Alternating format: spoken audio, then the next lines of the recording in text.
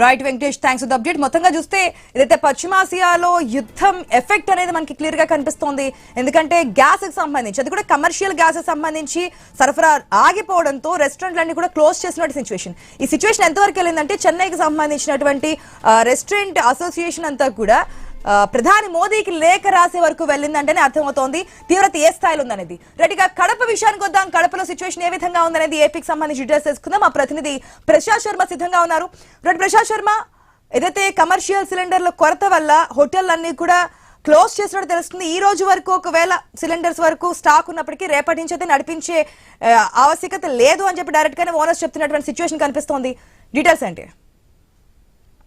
ఆశ, మీరు అన్నట్టు యుద్ధ ప్రభావం తర్వాత కడప జిల్లాలోని అనేక రెస్టారెంట్ల మీద, తర్వాత డొమెస్టిక్ వినియోగం మీద కూడా బాగా కనిపిస్తోంది.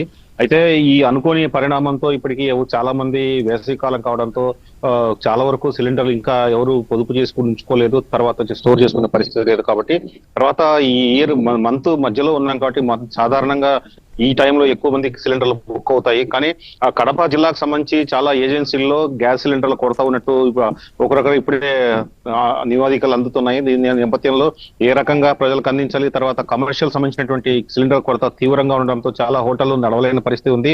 కొన్ని హోటల్స్ లో ఇప్పటికే వాళ్ళ తయారు చేసే ఐటమ్స్ ను తగ్గించారు. తర్వాత వచ్చి కొంత మేరకు ఉన్న గ్యాస్ వినియోగించుకునే వంటలు చేసే పరిస్థితి కనిపిస్తోంది. అయితే ఇదే పరిస్థితి కొనసాగితే పూర్తిగా రెస్టారెంట్లు కానీ చిరు హోటళ్లు కూడా మూతపడే అవకాశం ఉంది. అలాగే డొమెస్టిక్ సంబంధించిన కూడా గృహ అవసరాలకు సంబంధించినటువంటి సిలిండర్ల మీద కూడా 23 రోజుల తర్వాత వరకు కూడా ఆర్డర్ పెట్టుకోవడానికి లేదు, తర్వాత బుక్ చేసుకోవడానికి లేదు అనేటువంటి ఒక నిబంధన కూడా కొంత ఇబ్బంది కలిగిస్తుంది.